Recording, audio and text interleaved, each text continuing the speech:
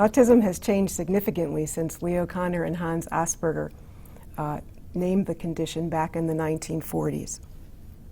So today we're going to be looking at the evolving diagnosis of autism over time. First, we're going to be looking at the diagnostic criteria. Currently, autism is defined by DSM-IV-TR. The DSM is a diagnostic and statistic manual of the Psychiatric Association. It's important to remember that the DSM is phenomenological and not etiological. And what it means is diagnosis is made by description of what we see clinically with a patient and not what causes the disease. So currently, autism is described by three categories. There is impairment in social interaction, impairment in communication, and restricted, repetitive, and stereotype patterns of behavior. Of course, the emphasis is on the social interaction as the basic problem. And there also is a criteria that symptoms have to be present prior to the age of 3. Currently, what is happening that is causing quite a bit of controversy is that the American Psychiatric Association is looking at changing the diagnosis of autism. And there are new criteria proposed for DSM-5, which should be published sometime in the spring of 2013. Nothing definite has been decided yet as far as diagnosis, but these are the proposed criteria. It's changed from 3 categories to 2 categories, with one category being social communication and the other being restricted, repetitive patterns of behavior. And you can see some of the actual symptoms noted here on this slide. Symptoms have to be present in early childhood, but an important piece of the new diagnostic criteria is that they may not become fully manifest until the social demands exceed limited capacity, which allows for later diagnosis in older children and adolescents who do not have symptoms until their social demands exceed their capacity. And they are modified by the level of severity, which helps us keep the continuum. So we have level 1, 2, and 3, which in DSM-4 is very similar to mild, moderate, and severe. And you can see by the criteria here that initially there's deficits and disruption, and then in level 2 there's marked deficits with distress noted, and finally in level 3 there's severe deficits and marked distress. So now, why is this all controversial? The question is whether Asperger's is a separate disorder or not. The hope under the new DSM-5 criteria is that everything will fall under the autism umbrella. Especially the Yale Child Study Center says that this is not appropriate, that Asperger's is really a separate diagnosis. One research study that will soon be happening will help decipher this conclusion.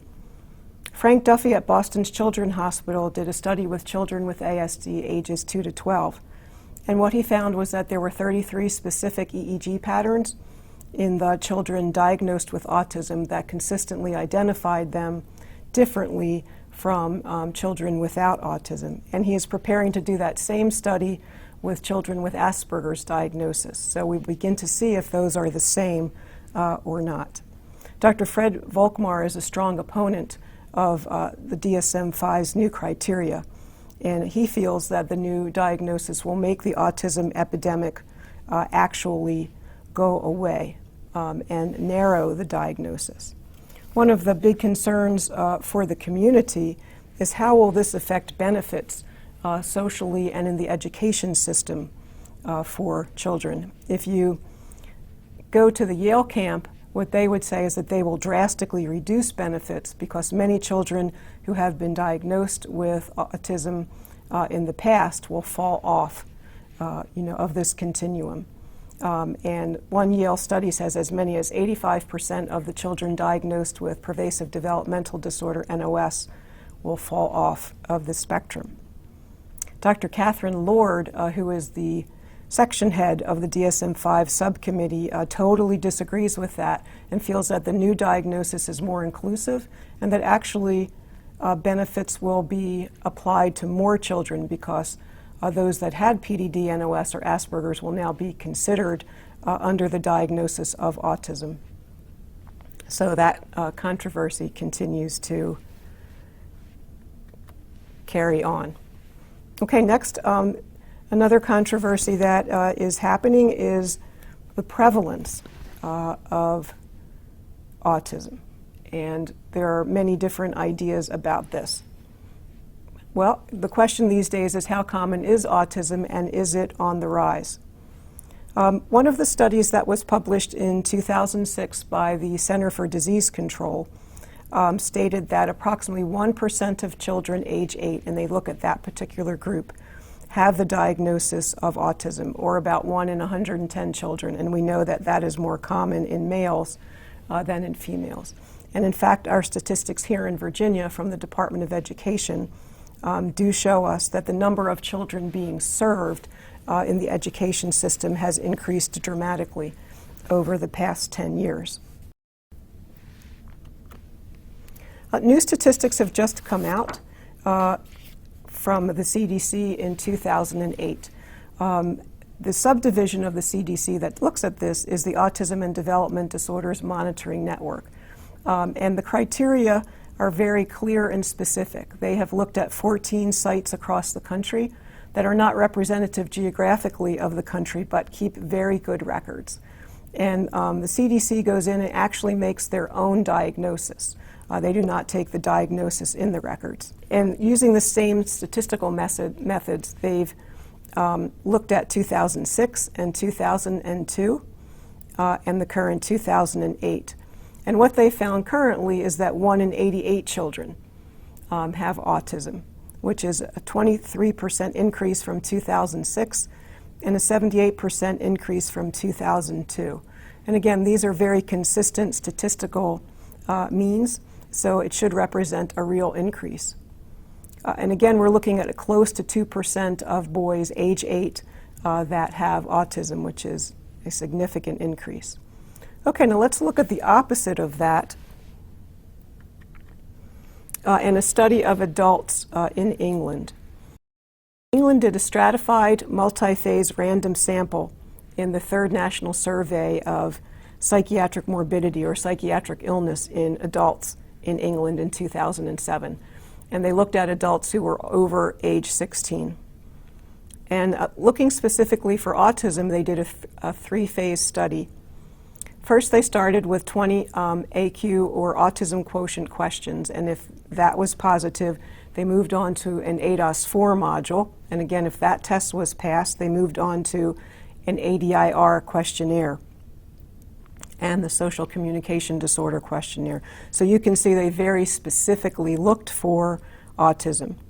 And the prevalence was found to be right about 1%, which is what we see in children. So this would argue against any specific increase, as the rate in children is about the same as that in adults, at least in England. So what that would tell us is that most of the people with ASD that are adults have been misdiagnosed or underrecognized over time, maybe diagnosed as schizophrenia or someone with social anxiety, or just unrecognized because of other comorbid diagnoses, or maybe just considered odd. So that is a controversy as well. Okay, now we're going to look at new information that is coming out about genetics, because that is a burgeoning area specifically for autism. Originally, autism was thought to be the result of refrigerator mothers. Now, what is that for the young folks out there? They probably won't remember it. They thought that children were protecting themselves by developing autistic symptoms because they had mothers that could not respond to them. And of course, we know that that's not the case, and actually may be the reverse, that it's children that may not be able to respond to their mothers. But recently, attention has turned to genetics, and autism has been called the most highly inherited genetic disorder in psychiatry, with as much of the causative factors being genetic as 90%. One of the ways that we look at studying genetics is through what we call monozygotic and dizygotic twins. Monozygotic twins come from the same egg, so that they share all the same genetic material. Dizygotic twins come from two separate eggs, so they do not share the same genetic material, although they may have some in common. When we talk about concordance rate, we mean how many twin pairs have the same diagnosis. So it is clear that monozygotic twins have a much higher concordance rate of having an autism diagnosis, whereas dizygotic twins do not. And one thing that is becoming clearer as we look at the genetics over time is that there's likely multiple genes involved. Okay, well, let's look a little bit more at the ways to study genetics in autism. We've already talked a bit about twin studies. Another area that has been around for quite some time are family studies. There are multiplex families and simplex families. Multiplex families are those that have many affected family members with autism. Simplex families are those that have only one affected member and have at least one unaffected member. And we'll be talking about them in a little more detail. In the early 2000s, linkage analysis and association studies, genome-wide association studies, were thought to give us information about the genetic links with autism. But no specific region was found that caused susceptibility for autism. There was no risk locus that was significantly associated with more than 10% of autism. And too many areas were implicated to continue to use that biochemical format. So then the switch was to whole genome studies as the human genome has been sequenced.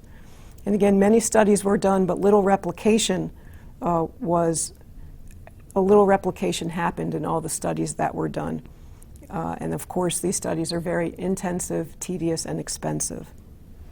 So now we are looking at exome sequencing studies. Now, well, what is an exome? It's a certain sequence of the DNA of the genes that has a high probability of having information about the genetics of autism present. And the goal is to look at those specific sequences and look for new gene information.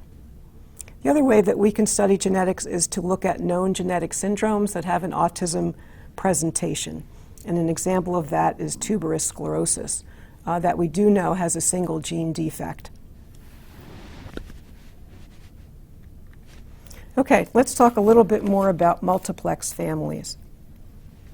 A study was done by Donna Spiker back in 2002, and she looked at 351 siblings and 171 families.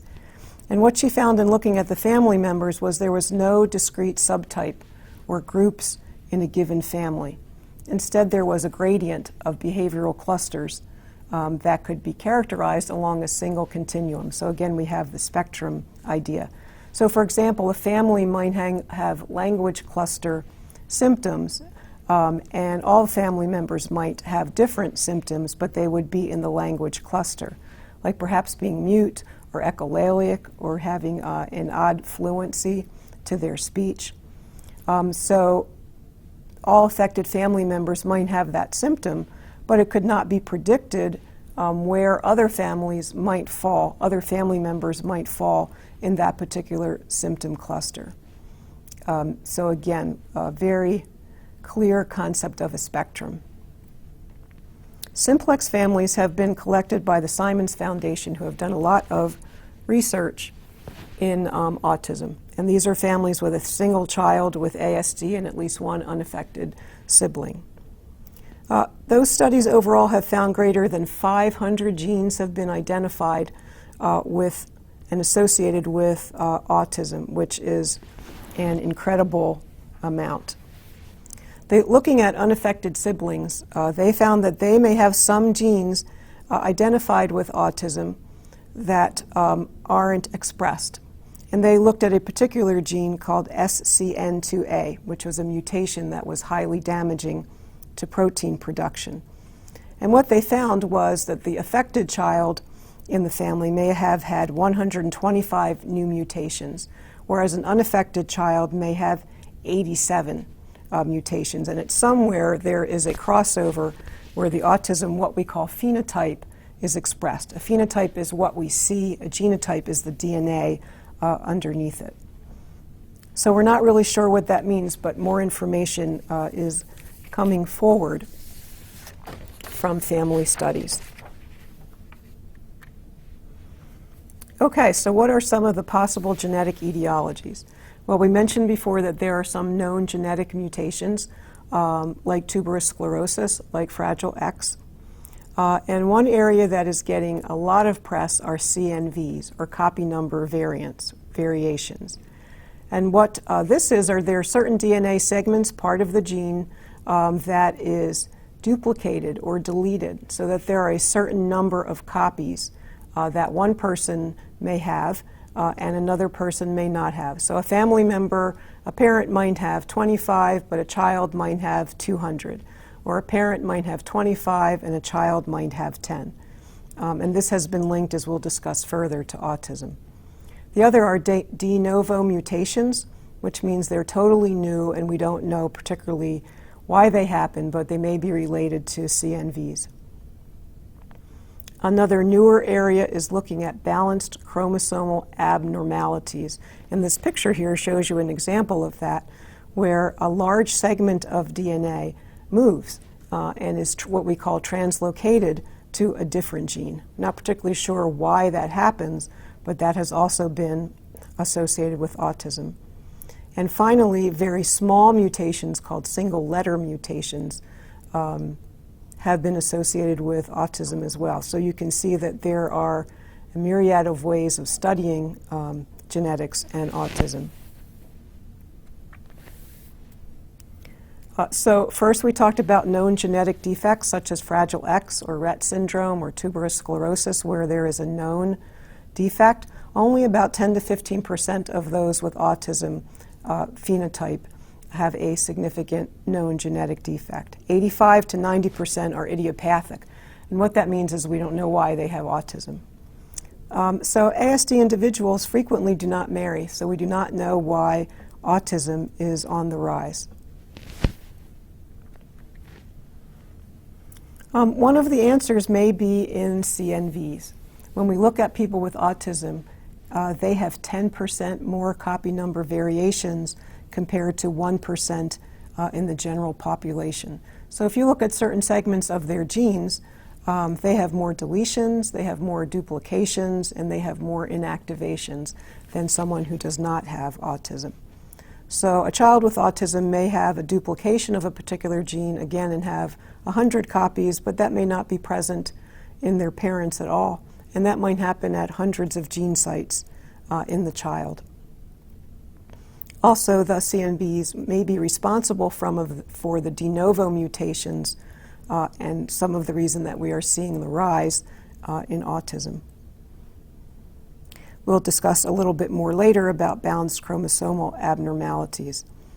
But let's touch on single letter mutations. A study that we'll mention again has found 3 specific single letter mutations that are connected to autism.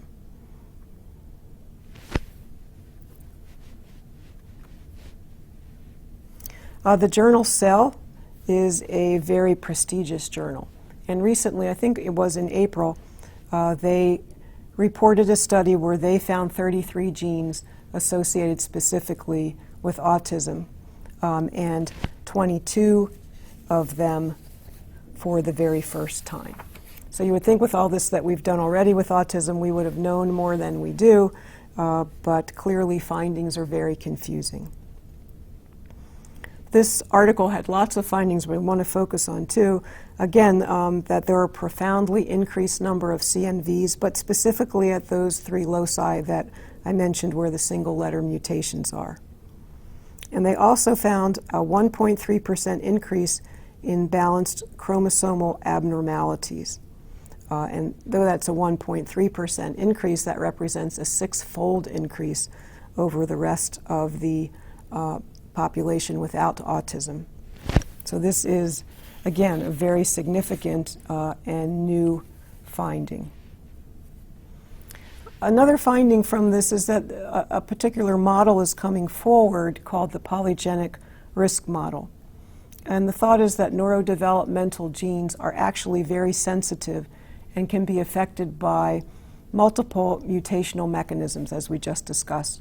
But that can occur at different ages in the individual, not just at one time span of their life. And again, that can lead to different phenotypic, or actually what we see in a patient, outcome at different life stages, which is what we see in autism and also what we see in schizophrenia. And so we begin to think about what causes that, and we'll look at the environment as a cause a little later today.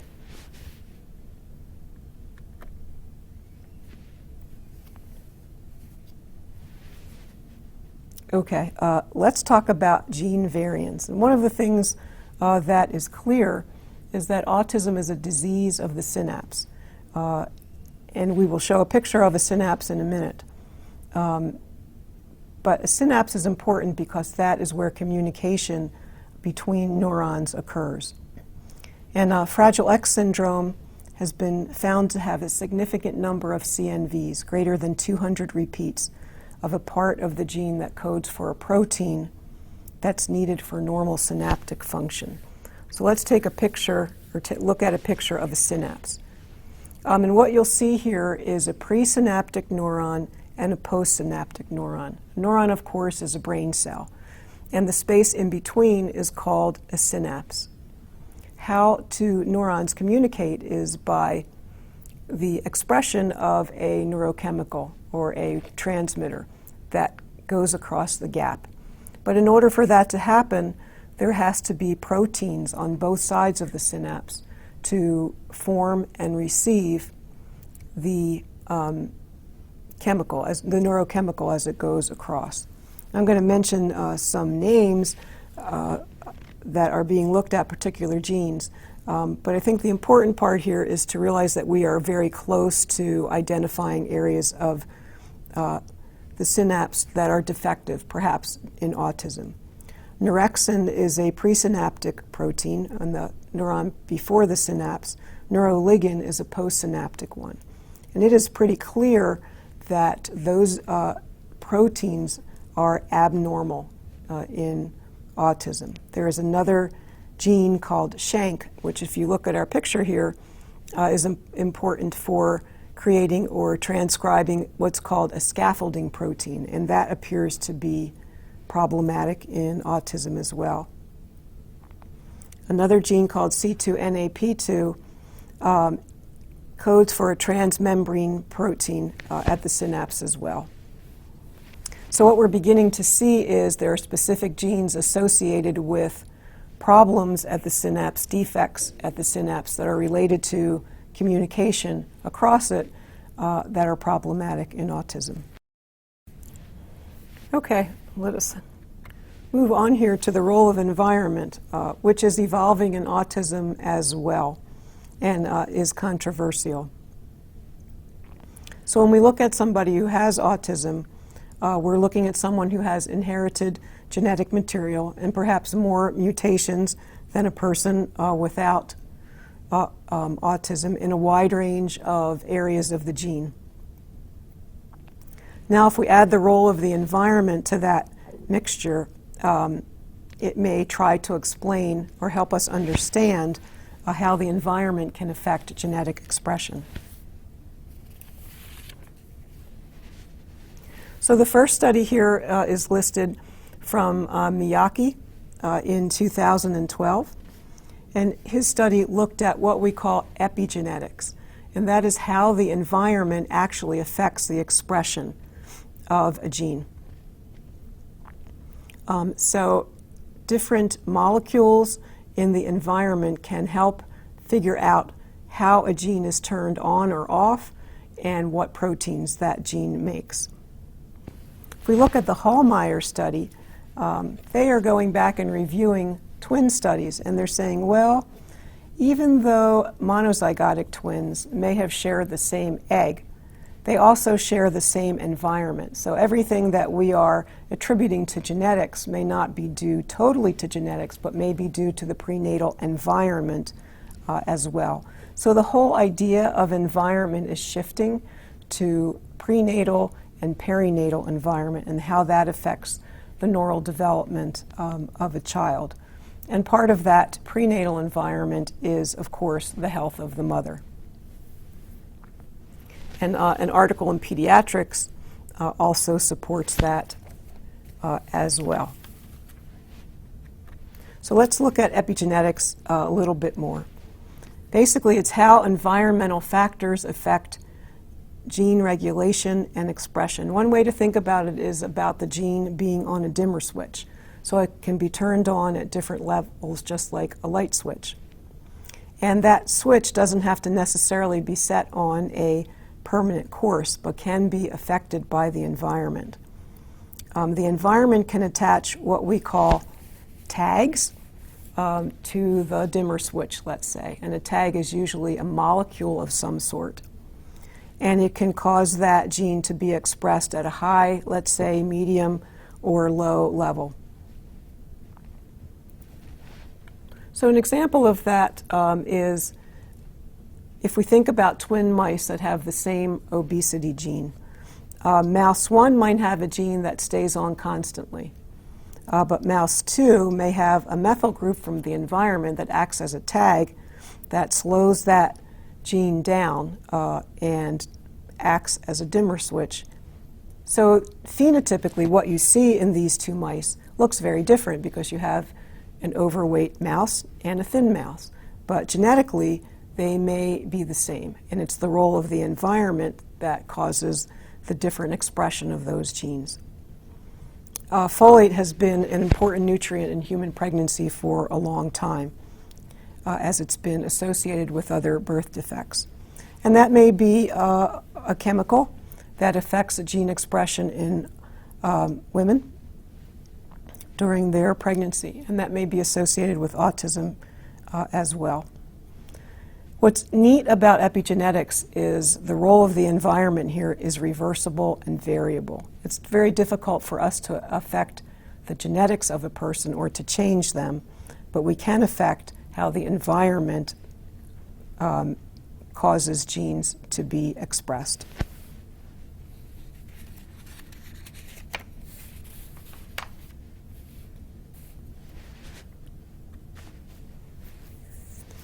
There are many possible prenatal and perinatal factors. Our new concept of environment that may be affecting the fetus or infant, and I have them listed here. We already mentioned that folic acid, there might be an association there.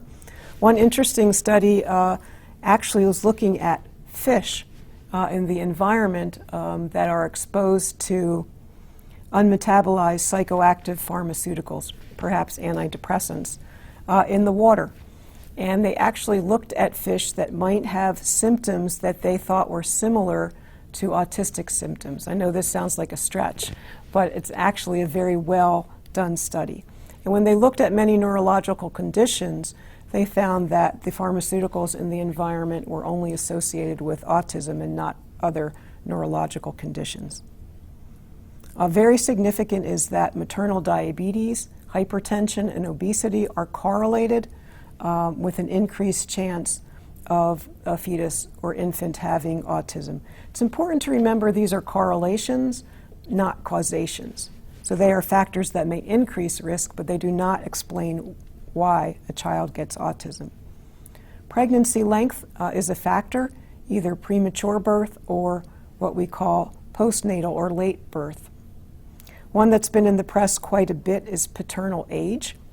As a father ages, sperm age and acquire more mutations. And in the particular study that's being quoted, they looked at dads over 50 compared to dads over 30.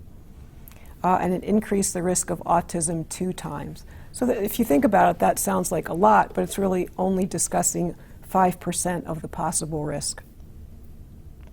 Maternal smoking, use of vitamin D by mother or in the child, maternal fever are all correlated with possibly an increase in autism.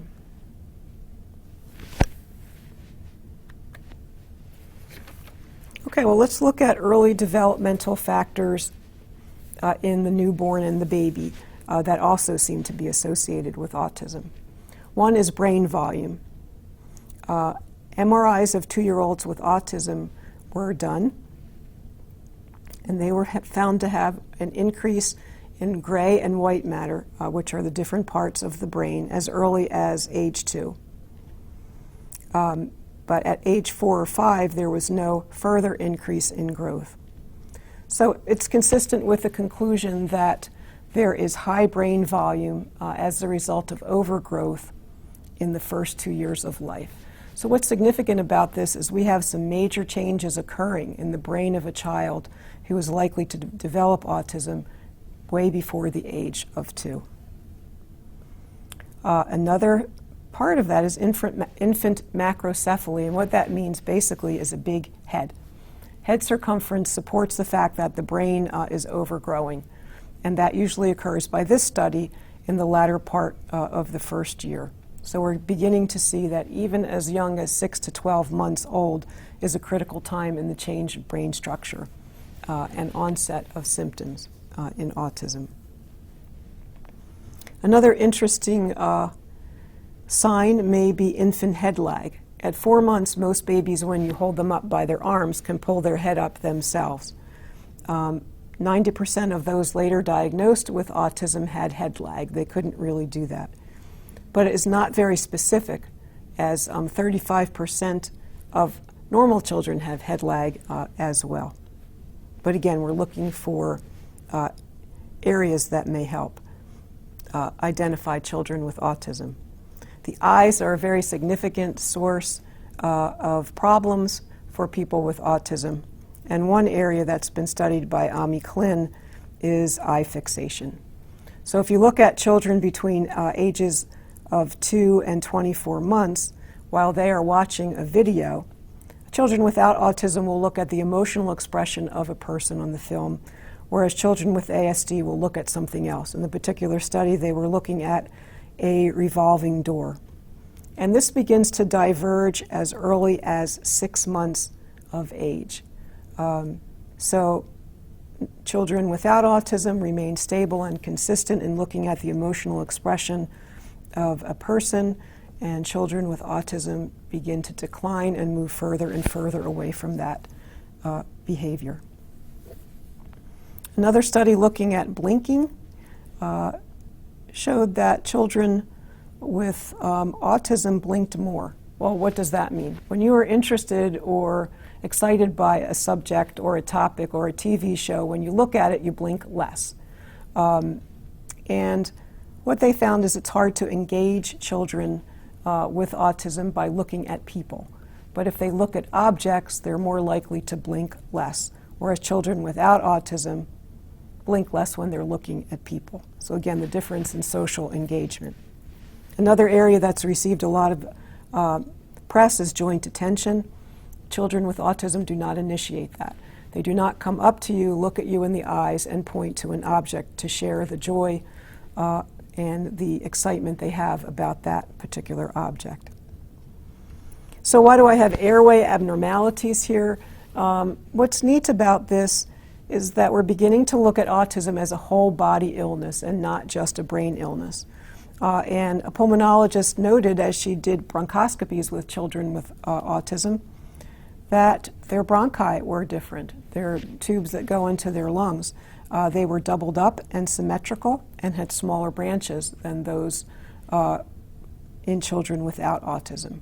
And we also know that there are GI problems in individuals with autism. So maybe autism is a whole body disease and not just a brain disease.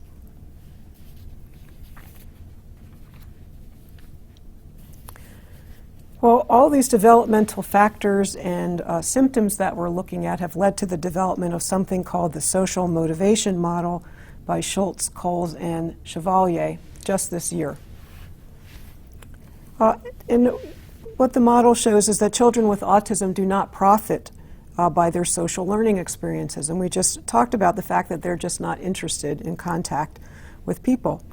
So their early brain impairment that they have as early as 6 months decreases their social interaction and attention to social stimuli.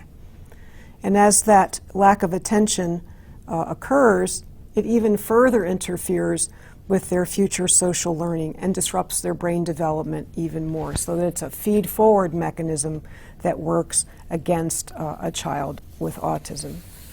And the social motivation model says that really where the problem is in the reward circuitry of the brain. When you think about when you're interested in something, there's two components. You might want something, so you're motivated to get it, or you might like something, and the reason why you like it is that it is pleasurable. And this theory thinks that in children with ASD, it's the wanting component that is problematic, because they are not really motivated or interested in attaining social interaction. And so it may not be so rewarding for those with ASD. And again, so we have that feed-forward mechanism. There's less social interest over time. So maybe that their anxiety is the flip of their lack of motivation. And again, we see problems with social behavior. So we can put all this information together with what is called the HIT model for ASD etiology. So HIT 1 may be a genetic vulnerability that causes problems in neurodevelopment. The second HIT may be an environmental stressor and an interaction between the two, as we talked about in epigenetics. But the environment may be prenatal or postnatal and not necessarily vaccines at 18 months. And as a result of those two hits, development is restricted and further causes issues in socialization. Okay, now we're going to move forward. We've looked at diagnosis, we've looked at genetics and the environment, and now we're going to put them together and see how this plays out in the brain. There are two levels of disruption in the brain for us to think about with autism. There's the brain circuit level, and this talks about how different parts of the brain are connected together. So we would call that the macro level of brain organization. And then there is the cellular level, which is how the individual neurons are connected. We talked about the synapse, and we'll be looking at that again. And that would be the micro level. Here is a picture of the brain from forward shot and a cross-sectional view. And it's important to just look at the three circuits. And of course, I'm not going to go through all the names here of all the different areas. But you can see that the area in blue is where social impairment may occur for those with autism. And the area in sort of a greenish yellow is communication deficits, and red, repetitive behaviors. And I will just mention some of the names because you've probably heard them in the news. Social impairment in the blue circuit has problems in the fusiform gyrus, and that is specific to face recognition. And in the amygdala, which is the part of the brain that processes emotion, especially fear and anxiety. And the anterior cingulate, which is important in socio-emotional and cognitive processing. So those were ones that you may hear again. Okay, so we're back to the synapse. And what we know is that these two cells talk to each other via the synapse, and it communicates between those two neurons electrically and chemically. And the proteins that we discussed earlier are very important in building these sites and receptors. So we're looking at the two levels, macro level and micro level. Okay, well, let's look at some of the studies. A study in JAMA, Journal of the American Medical Association, looking at 13 boys, actually did show that those boys had more brain cells, 67% overall. And those two areas there are areas of the cortex. And in another study, they showed that there is increased brain size and total volume, as we discussed earlier, by looking at MRIs. So that the brain undergoes a precocious period of growth very early on after birth and then slows down. And what they found that there's actually more increase in white matter than gray matter. Why is this important? Gray matter are the cell bodies. White matter are the connections. They're the fiber tracks that take areas of the cortex and connect them to other areas of the cortex. And it is this white matter that has most of the changes in autism, and it's where the synapses live, or where the connections occur between the neurons. If we look at some more neuroimaging studies, what they show is that there is abnormal brain development, altered brain development. For some time we've thought that perhaps children with autism had delayed brain development, but these studies would support that it is abnormal in many areas of the brain. One of the reasons for this may be, as we talked before, that there is excessive prenatal growth and decreased prenatal and perinatal, what we call apoptosis, or planned cell death. Lots of cells occur, but then as your brain becomes more specific, it prunes or causes the death of certain cells that it no longer needs. And so what we found again is that there is abnormal brain development, especially in the gray and white matter of circuits that are important for social interaction. And in the AMI study, they particularly looked at the amygdala.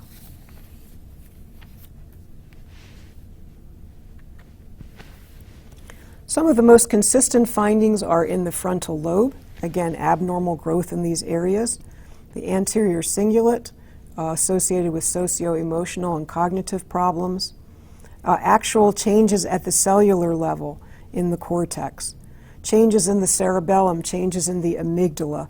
So what we're seeing is lots of areas of the brain show abnormal development. And so there's an evolving pattern of brain disruption in ASD. If you look at infants diagnosed with ASD at 24 months and compare them to their unaffected siblings, the white matter pathways in the child with ASD were less organized. They can tell that by a certain type of MRI than those of the unaffected children. And that continued to be a problem between 6 and 24 months. So the white matter, those synapses, those connections are not organized properly in autism. As a result of those abnormalities, there is a problem with the circuits. There's reduced probability for higher social functioning and for executive processing as those connections are awry. And some of the lower order structures that are involved with motor and sensory processing show greater activation. So maybe that's why some of children with ASD have sensory issues, or maybe why they have repetitive behaviors. So what we found is there's reduced connectivity across the neural networks. So to think about that, what we're saying is the time course of normal development is more disturbed even than the final product. So this is a process that probably starts prenatally and continues at quite some pace of development through the first several years of life. So again, we've been discussing circuits and synapses, white matter and gray matter. The newest research is focused on white matter and the connections that make the brain circuits work. And so the newest area of neuroscience is called functional connectivity. What they found is there are diffuse patterns of local functional connectivity in a normal child, and as that child develops, they become replaced by longer connections that are more focal, more specific, and that the connections between different parts of the cortex become stronger, and with the areas under the cortex weaken. But that is not the case that they've found so far in connectivity in autism. Again, the development is abnormal and not just delayed. Instead of developing the long-range connections seen in children without autism, they continue to have shorter, more diffuse connections. So they've been found in the circuit associated with working memory, social cognition, and language. And that is seen in the specific type of MRI called a functional connectivity MRI. And there, again, are wrong connections with decreased activation in the social processing area, increased activation in the cortex, which might be associated with repetitive behaviors, and abnormalities even way down into the brainstem.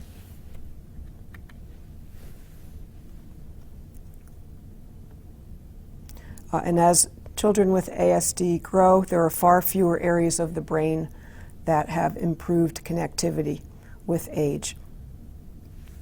And again, the disruptions are in many, many parts of the brain. So here we are back at our synapse.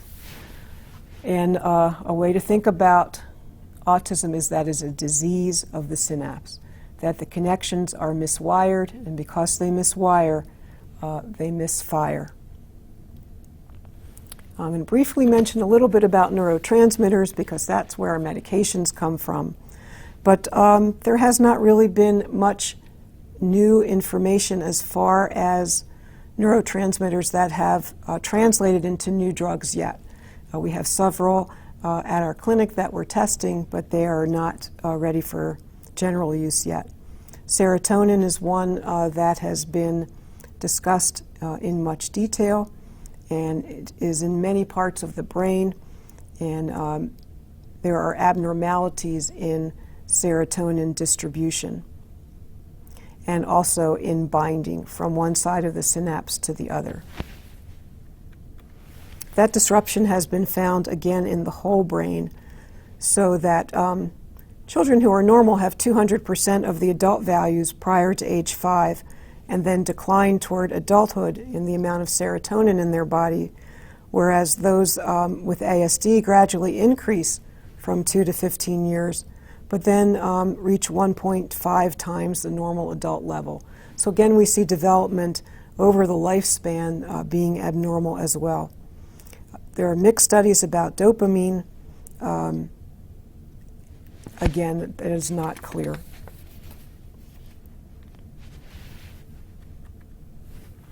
Acetylcholine is another neurotransmitter that's receiving a lot of interest right now because we're looking at the dementia medications, which are acetylcholinesterase inhibitors that may show some improvement in cognitive flexibility, processing speed, and emotion regulation for those with autism.